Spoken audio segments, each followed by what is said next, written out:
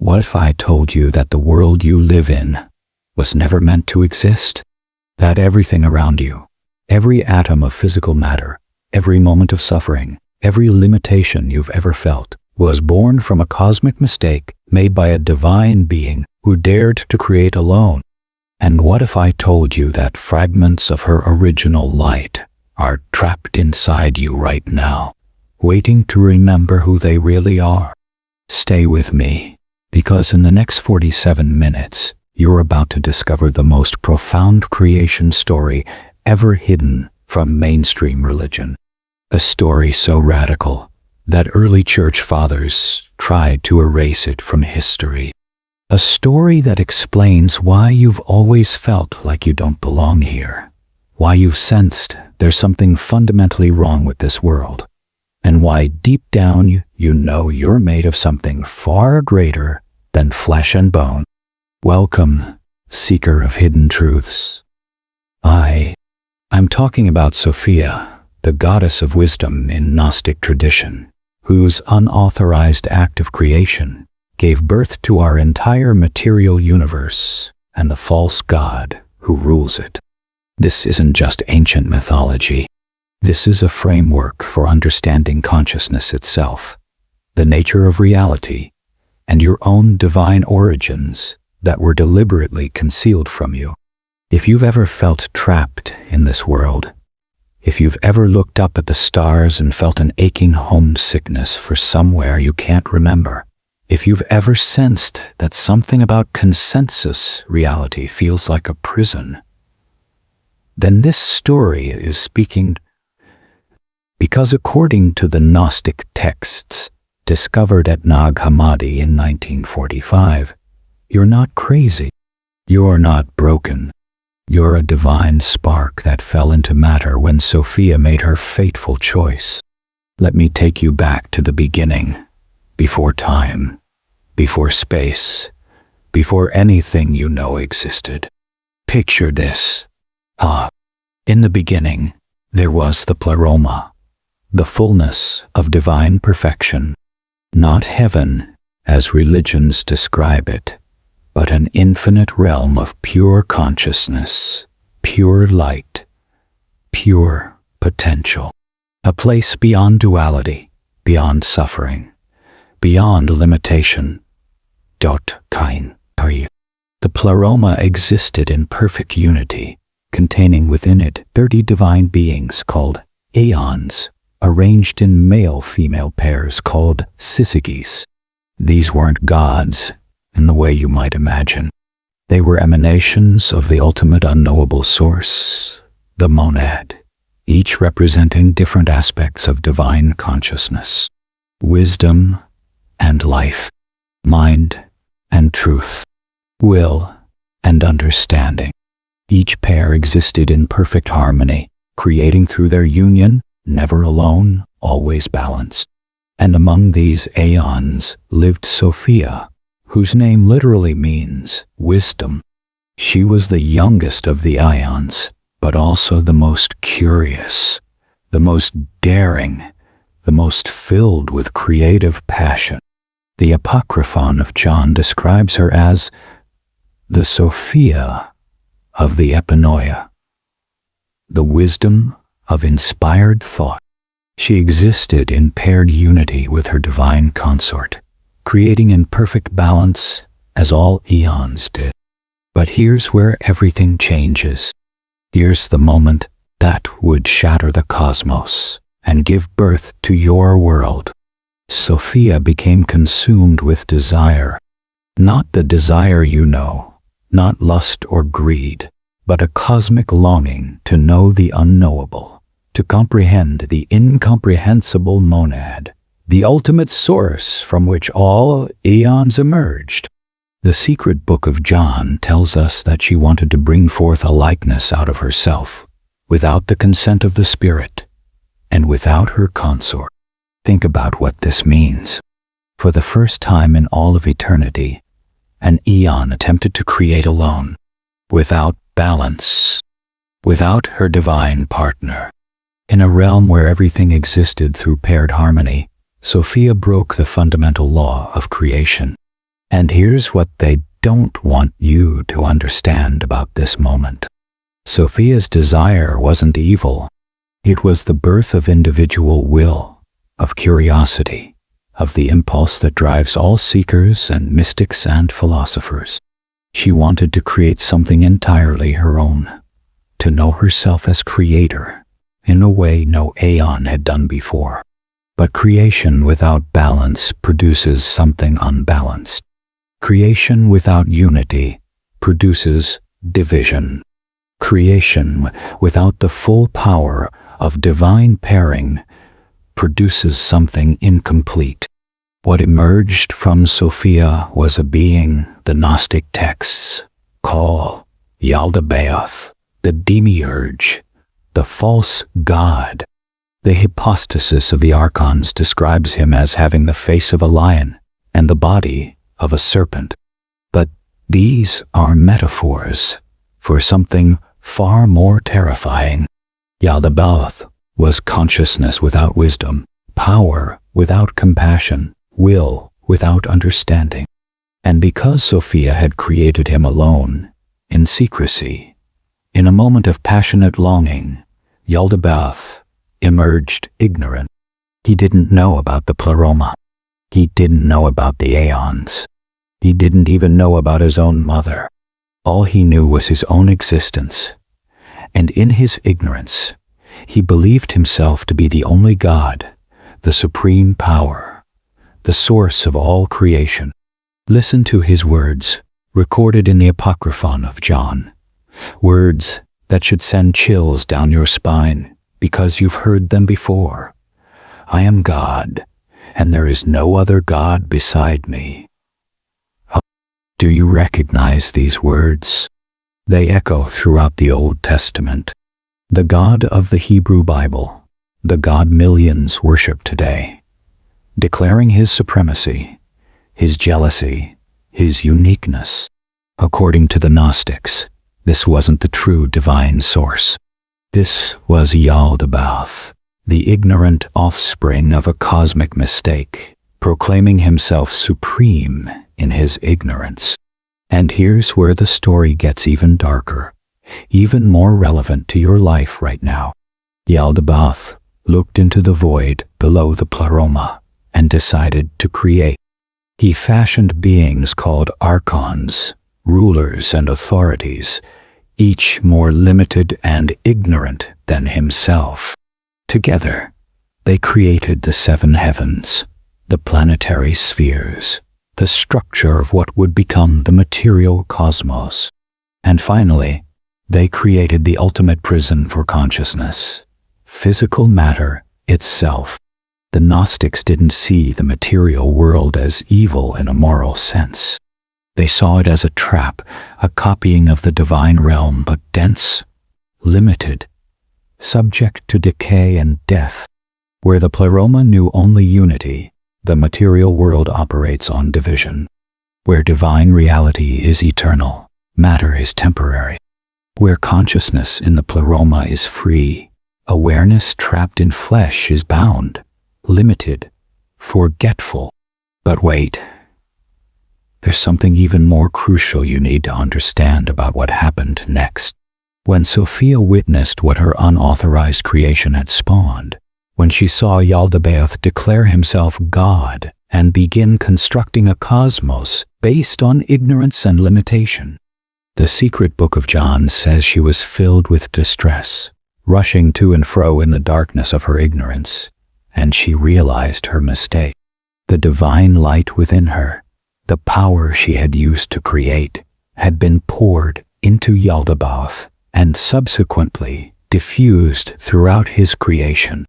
Part of her essence, part of the divine consciousness of the Pleroma itself, was now trapped in the material cosmos.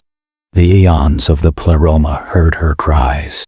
They saw her remorse, and in their compassion, they worked to bring correction to what had occurred. This is the first redemption, the first movement toward healing the cosmic wound that Sophia's passion had created. But the story gets more mysterious, more personally relevant to you, When we understand what happened to humanity in this framework, Yaldabaoth and his archons created human bodies as vessels, as containers meant to keep consciousness trapped in matter, ignorant of its divine origins. They fashioned Adam's form from the dust of the earth, but it lay lifeless. The secret book of John tells us it couldn't move, couldn't think, couldn't awaken. Here's the part that changes everything. The eons of the Pleroma, in their plan for redemption, tricked Yaldabaoth. They showed him an image of the divine human form from above, the true anthropos, the perfect human that exists in the divine realm. And in his arrogance, wanting to capture and control that image, Yaldabaoth breathed into the clay form. But when he breathed, he didn't know that he was exhaling the divine light he had received from Sophia. The power that came from the Pleroma itself was transferred into Adam. And suddenly, the clay body came alive with consciousness, with awareness, with a spark of the divine trapped inside matter. Think about what this means for you. According to this mythology, every human being carries within them a fragment of divine consciousness, a spark of Sophia's original light, trapped in the dense vehicle of a physical body within a material world, designed to keep that spark asleep. Yaldabaoth immediately recognized his mistake.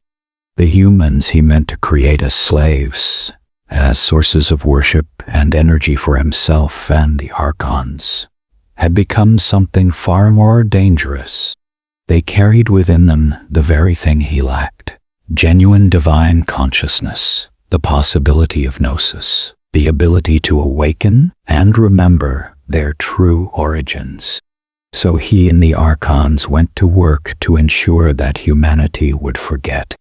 They gave you desire to keep you chasing material things. They gave you fear to keep you small. They gave you suffering to convince you that you're weak. They structured society, religion, and culture to keep you identified with your body, your story, your limitations, everything except that divine spark within. The Genesis story of Eden, according to the Gnostics, isn't about human sin. It's about the beginning of awakening. The serpent isn't evil, but a divine messenger sent by Sophia herself to help humanity eat from the tree of knowledge, to begin the journey of remembering who they really are. When Yaldabaoth says, "Let us make man in our image," he's copying, imitating, trying to contain something he doesn't understand. When he commands humans not to eat from the tree of knowledge, he's trying to keep consciousness asleep, trapped in ignorance, just as he is trapped in his own ignorance of the Pleroma. And here's the thing that mainstream religion has been hiding from you for 2,000 years. The Gnostic texts suggest that all religious systems worshiping the God of this world, the creator deity who demands obedience and worship, are actually This isn't atheism. This is something far more radical. It's the claim that there is a true divine source, the ultimate monad, and the Pleroma of eons, but that the God most people worship is a pretender, an ignorant creator deity who doesn't even know about the realm of true divinity above. Now let me take you deeper into Sophia's redemption, because this is where ancient wisdom meets your modern spiritual journey. After the creation of humanity and the scattering of divine light throughout matter, Sophia herself fell from the Pleroma. The texts describe her descent in layers, each level representing a further densification of consciousness, a deeper entrapment in the consequences of her unauthorized creation. She became divided. Part of her remained above, in the Pleroma, never truly fallen. But another aspect, sometimes called the lower Sophia or Achamoth, descended into the chaos below, surrounded by the material forces and archonic powers her ignorant offspring had created. The Pistis Sophia, a text from the 3rd century, describes her wandering in the darkness, pursued by the archons, stripped of her light, trapped in the very material realm her creation had brought into being. She became, in many ways, the first fallen soul, the archetypal representation of every consciousness trapped in matter. But here's what makes her story so powerful, so relevant to your own awakening journey. Sophia never stopped calling out.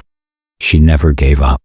She never accepted her fallen state as permanent or deserved. The Pistis Sophia records her songs of repentance, her prayers for redemption, her continued faith that the light above had not forgotten her. Listen to these words from her first repentance. "Save me, O light, for evil thoughts have entered into me. I gazed into the lower regions. I saw a light there and thought I should reach that region. And I went and found myself in the darkness." Does this sound familiar? Have you ever followed a light that seemed divine only to find yourself more lost than before? Have you ever pursued something you thought would elevate you, only to discover it trapped you further? Sophia's journey through matter is your journey. She describes being attacked by the archons, having her power drained, being mocked, and pushed deeper into chaos. But with each assault, with each deeper descent, she sang another song, another prayer, another affirmation that she belonged to the light above, not to the darkness that surrounded her. And this is the key that unlocks everything. Redemption in the Gnostic system isn't about being saved by an external deity who judges you worthy. Redemption is about remembering. It's about the divine spark within recognizing its own nature, calling out to its source, refusing to identify with the material prison, no matter how convincing the illusion becomes. The Pistis Sophia teaches that Christ, not as the historical Jesus alone, but as the emanation of pure divine light, descends through the spheres of the archons to find Sophia. He brings with him the gnosis, the knowledge of her true nature and origin. He doesn't save her through sacrifice or payment, but through revelation, through helping her remember who she really is. And when Sophia remembers, when she receives the gnosis, she begins to rise, layer by layer. She ascends back through the realms she had fallen through. At each level, she encounters the archons who had imprisoned her. But now she knows the secret names, the hidden passwords, the true understanding that allows her to pass through their domains without being stuck.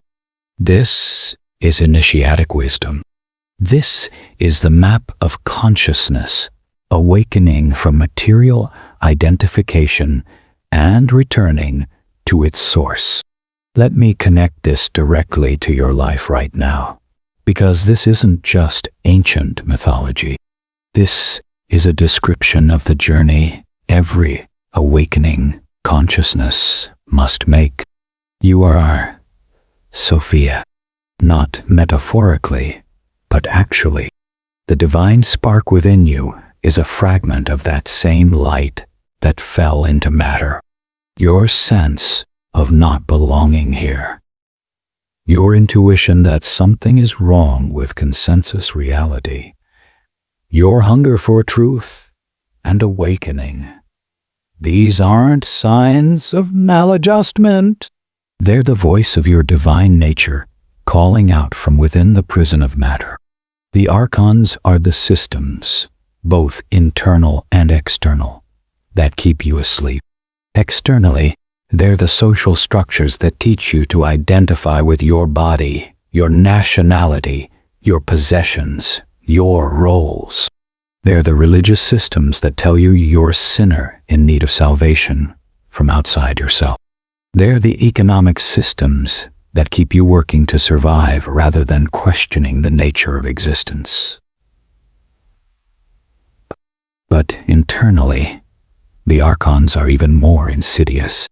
They're the thoughts that tell you you're not enough. They're the fears that keep you small. They're the desires that distract you with temporary pleasures.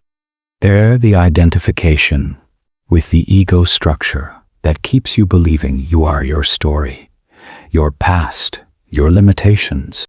Every time you choose material security over truth, every time you accept a comfortable lie rather than an uncomfortable revelation, every time you identify with your body or your thoughts rather than the awareness that witnesses them, that's the archons keeping you asleep. That's the system Yaldabaoth created working exactly as intended. But here's the revolutionary message of the Pistis Sophia. You have the power to awaken. You have the power to begin Sophia's journey of return. You don't need permission from any external authority. You don't need to wait for some future salvation. The moment you turn within, the moment you recognize the divine spark within yourself, the journey of redemption begins. The Gnostic path isn't about belief. It's about direct knowing, gnosis. It's about experiencing yourself as consciousness rather than as the content of consciousness. It's about seeing through the illusion of material reality, not to reject the world, but to recognize its true nature as a temporary classroom, a density where consciousness can experience itself through limitation, and then remember its unlimited nature. When you meditate and watch your thoughts arise and pass, you're practicing Sophia's discernment, learning to identify with the witness rather than the witness. When you question authority, when you refuse to accept dogma without direct verification, you're practicing the Gnostic refusal to bow to the false god of this world. When you trust your inner knowing over external pressure, you're accessing the fragment of divine wisdom that is your birthright. The Pistis Sophia describes 13 repentances, 13 songs that Sophia sings as she rises through the layers of matter back toward the Pleroma. Each repentance represents a deeper level of understanding, a more complete recognition of divine nature, a more total release of identification with the fallen state. You don't need to sing these ancient hymns, although reading them can be profoundly moving. What you need to understand is that your own journey of awakening follows this same pattern. Every time you see through another illusion, every time you release another limiting belief, every time you choose truth over comfort, you're singing your own song of repentance, your own affirmation that you belong to the light. And just as Christ descended to help Sophia remember, the Gnostic texts teach that the divine realm sends helpers to every consciousness trapped in matter. These aren't necessarily external beings, although some interpret them that way. More importantly, they're the synchronicities that guide you, the teachers that appear when you're ready, the insights that strike you in moments of openness. The force within that drives you toward truth, even when the path is difficult. Let me share something the mainstream church absolutely didn't want you to know about this tradition. The Gnostic view of the divine feminine, as embodied in Sophia, was revolutionary in the ancient world and remains threatening to patriarchal religious structures today. Sophia isn't a passive figure waiting to be saved by a male deity. She's the protagonist of her own redemption, the active force of her own awakening. Her so-called mistake, her unauthorized creation, can be understood as the necessary emergence of individual will and creative impulse. Without Sophia's passion, without her daring to create alone, there would be no material universe, no opportunity for consciousness to experience itself through limitation, no classroom for awakening. The Valentinian Gnostics taught that Sophia's fall was actually part of a divine plan, a necessary drama in which consciousness descends into matter specifically to awaken within it and return home transformed by the experience. In this view, you didn't fall into matter as punishment. You descended as an explorer, as a fragment of divinity brave enough to forget itself so it could experience the joy of remembering. This reframes everything. Your life isn't a test designed by a judgmental God. It's an adventure story in which you play both the hero, who forgot their power, and the divine awareness that's gradually waking up to remember it. Every challenge is an archon you learn to see through. Every attachment is a layer of matter you learn to release. Every insight is a step on Sophia's journey home. The practical implications of this mythology are staggering when you really let them sink in. First, you can stop seeking salvation from external sources. No priest, no guru, no deity outside yourself can give you what you already have. The divine spark, the fragment of Sophia's light, the consciousness that is your true nature. Teachers can point the way, but the journey is yours. The awakening is yours. The gnosis must be direct, personal, experienced, not believed. Second, you can recognize that suffering in this world isn't punishment for sin, but a natural consequence of divine consciousness trapped in material limitation. The Gnostics weren't pessimists. They were realists about the nature of matter. Yes, this world contains beauty and joy and opportunities for growth. But it also contains decay, death, limitation, and suffering, because that's the nature of density, of material existence.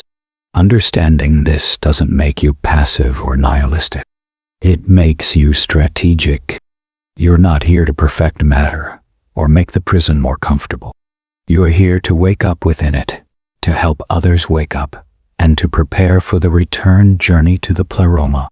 Third, you can begin to practice real discernment between the voice of divine wisdom within and the voices of the archonic systems without and within. This is practical mysticism. When a thought arises that makes you feel small, limited, afraid, or separate from the divine, that's an archonic thought. When an intuition arises that reminds you of your vastness, your connection to all consciousness, your true nature beyond form, that's the voice of Sophia, the wisdom spark within. The Gnostic practices weren't complex rituals. They were practices of awareness, of questioning, of refusing to accept appearances as reality. They studied the myths, not as literal history, but as maps of consciousness. They practiced meditation and contemplation to experience directly the difference between their true nature and the layers of material and mental conditioning covering. You can start this right now. Pause for a moment and ask yourself, what is aware of this moment? Not what thoughts or feelings arise, but what is aware of them. That aware presence, that consciousness itself, that's the divine spark. That's the fragment of Sophia. That's what you really are beneath the stories, beneath the body, beneath every identity you've ever claimed. The more you rest as that awareness, the more you'll notice that thoughts, emotions, physical sensations, even the sense of being a separate self, they all arise within awareness like waves on the ocean. They're made of the same substance as awareness itself, temporarily formed patterns within consciousness, but none of them are what you truly are. This is the beginning of Gnosis. This is how you start to sing your own song of return, your own version of Sophia's repentance hymns. Not because you're guilty, not because you need to be saved from sin, but because you're remembering, you're recognizing, you're seeing through the cosmic drama to the truth that was always present. The Pistis Sophia teaches that as Sophia ascends, she gains back her power, her light, piece by piece. The archons that had stolen her light are forced to return it as she rises through their domains, armed with gnosis. This is your journey too. Every fear you see through returns a piece of your power. Every limiting belief you release restores a fragment of your light. Every layer of false identity you strip away reveals more of your divine nature. And here's what few people realize about the ultimate message of this tradition. You're not just recovering what was lost. You're becoming something new, something that's never existed before.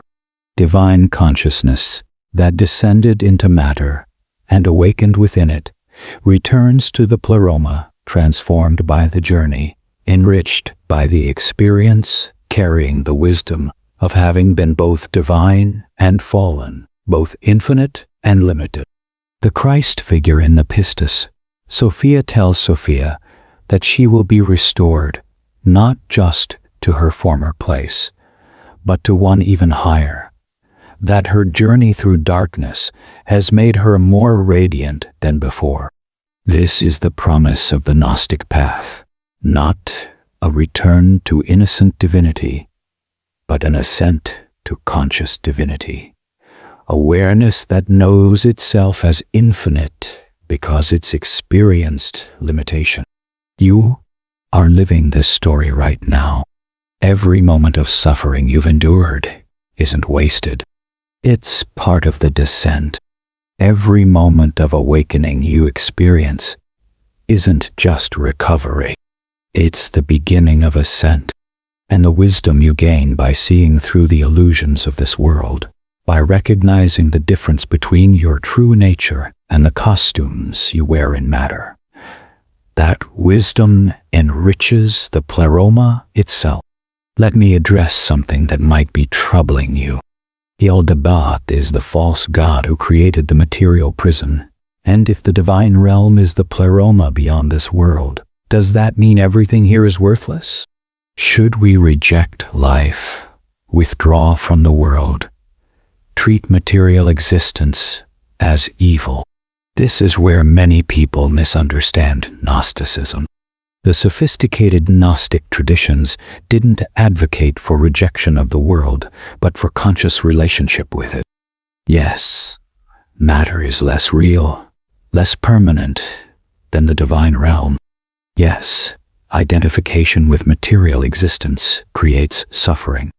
Yes, the systems of this world are often designed to keep consciousness asleep. But the material world is also where the drama of awakening takes place. It's the classroom, the theater, the training ground where consciousness learns to recognize itself.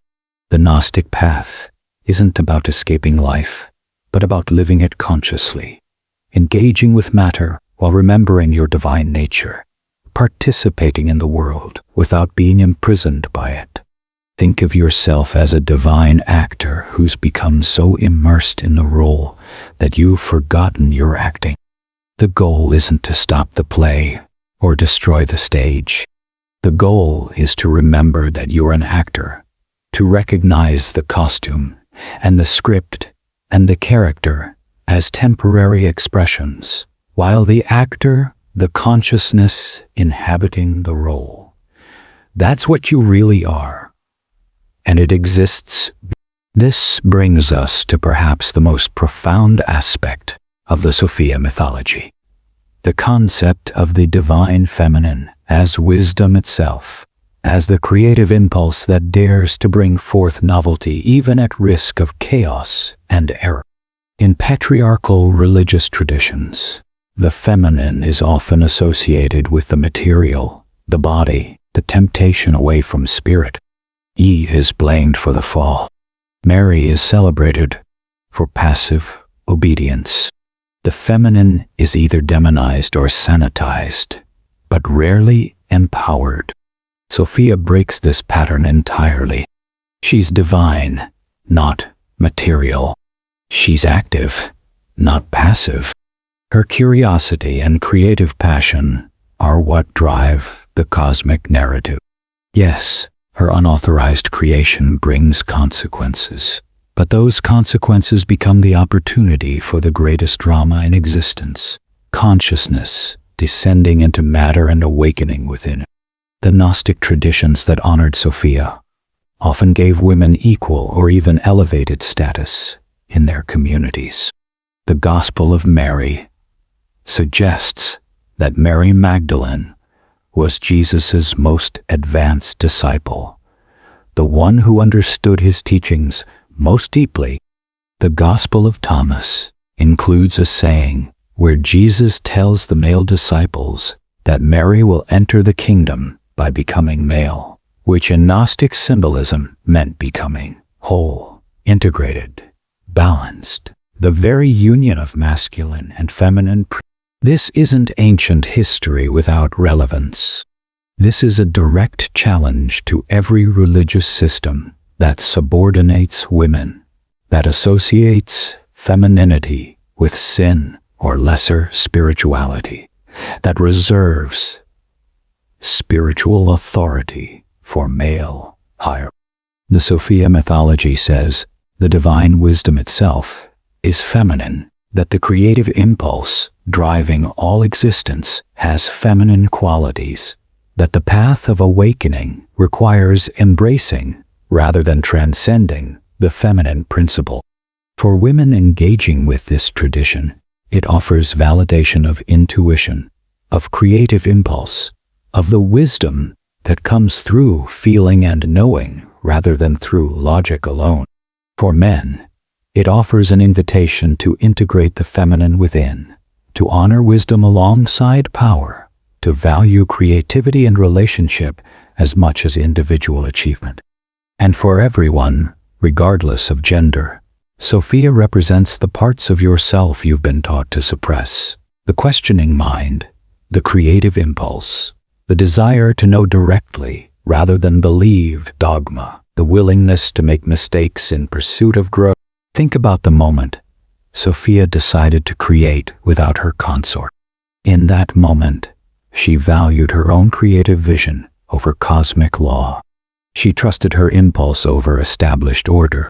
She was willing to risk catastrophic consequences to bring forth something new. This is the archetypal energy of every artist, every innovator, every revolutionary, every mystic who dares to look beyond consensus reality. It's the force that drives you to question what you've been taught, to seek direct experience of truth, to refuse comfortable lies in favor of uncomfortable revelations. The fact that her creation produced chaos and limitation doesn't negate the value of that creative impulse. The Valentinian Gnostics recognized that without Sophia's passion, without that divine daring, there would be no universe at all, no opportunity for consciousness to know itself through contrast, no journey of return to enrich the divine realm with new wisdom. Your own life probably contains moments when you followed your passion and created chaos, relationships that ended, career paths that didn't work out, choices that produced consequences you didn't foresee. The Sophia mythology invites you to see those moments not as failures, but as necessary expressions of your creative divine nature, exploring its possibilities. The goal isn't perfect behavior or risk-free choices. The goal is awakening. And awakening often requires the very chaos and disruption that Sophia's creation brought into being. Now let me share with you what happens at the end of the Pistis Sophia, because this is where the story becomes explicitly about humanity's redemption. After Sophia's own restoration, After she returns to the Pleroma transformed by her journey, the text shifts focus to the disciples asking Jesus about the fate of human souls, about the path of awakening for those still trapped in matter. And Jesus, representing the emanation of divine light, sent to help consciousness remember itself, explains the levels of initiation, the stages of awakening, the journey every soul must make. He describes how those who receive the gnosis, who recognize their divine nature, begin to rise through the same spheres that Sophia ascended through. At each level, they must know the names, the passwords, the secret understanding that allows them to pass through the realms of the archons without being turned back. This isn't metaphor. This is practical spiritual psychology. The spheres of the archons are the layers of conditioning, belief, and identification that keep consciousness trapped. The names and passwords are the insights, the realizations, the moments of seeing through illusion that free you from each layer's grip. When you recognize that you're not your thoughts, you pass through one sphere. When you realize you're not your emotions, you ascend through another. When you see that you're not your body, not your story, not your accomplishments or failures or any of the identities you've claimed, each realization is a password. Each insight is a name that the archons cannot refuse. And Jesus, in the Pistis, Sophia makes clear that this path isn't reserved for special people or distant future salvation. It's available now to anyone who seeks it, anyone willing to turn within, anyone brave enough to question everything they've been taught and discover direct knowing. The text describes 3 baptisms: the baptism of water, which represents purification of desire; the baptism of fire, which represents the burning away of ignorance; and the baptism of the Holy Spirit, which represents direct infusion. You've probably experienced versions of all 3 in your own journey. Moments when you released attachment to what you thought you needed. Moments when challenging circumstances burned away your illusions about yourself and reality. And moments of sudden insight, of clarity, of direct knowing that can't be reduced to belief or concept, but fundamentally shifts how you experience existence. These are the baptisms. These are the initiations, not administered by external priests, but experienced directly as consciousness sheds its layers and remembers itself. The Pistis Sophia also addresses what happens to those who don't awaken in this lifetime. And here the Gnostic view is both sophisticated and compassionate. The divine sparks trapped in matter continue their journey through multiple incarnations, gradually gathering the experiences and wisdom necessary for awakening. This isn't punishment, it's education. It's the slow, patient work of consciousness, learning to recognize itself no matter how deeply it's fallen into identification with form. But here's the urgent message: you don't have to wait. You don't have to accumulate more lifetimes of suffering and forgetting. The possibility of awakening exists right now, in this moment, if you're willing to turn your attention from the external drama to the awareness that's witnessing it. This is what the Gnostics meant by salvation through gnosis. Not believing the right things, but directly knowing your true nature. Not waiting for future redemption, but experiencing present awakening. Not relying on external authorities, but accessing the divine wisdom that's always been within you. The fragment of Sophia herself that fell into matter and is now ready to rise. Today you've discovered a creation story so radical it was suppressed for nearly 2,000 years.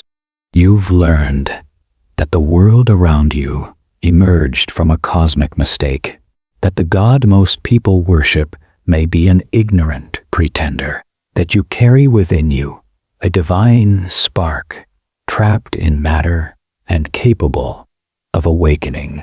You've explored Sophia's journey from divine Aeon to fallen consciousness to redeemed wisdom, and you've seen how her story maps onto your own path of awakening. You've understood that the archons aren't demons outside you, but systems of control, both internal and external, that keep consciousness identified with limitation. And most importantly, you've received the practical message at the heart of this ancient wisdom.